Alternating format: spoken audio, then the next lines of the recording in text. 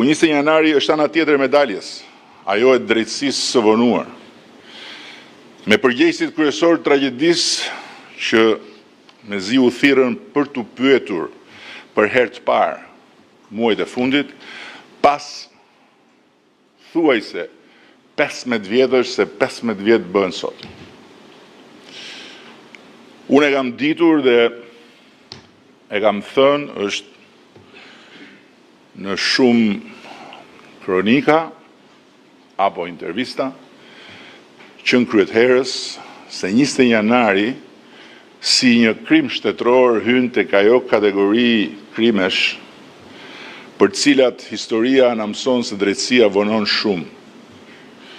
Por ama nuk haron kurrë. Është shumë interesante historia e krimeve shtetërore, sepse nuk rezulton asnjë krim shtetëror i pandëshkuar. Por, nga ana tjetër, është shumë evidente në analet e asaj historie se sa shumë vonon ndëshkimi për një krim shtetëror. Por ama, edhe me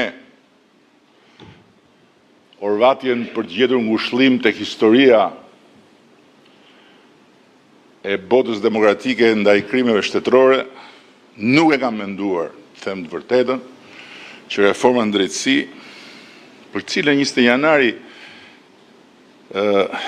si nevojë prioritare e jona për drejtësi, ka qenë njëri prej burimeve të energjisë dhe të vendosmërisë sonë për ta çuar përpara të reformë.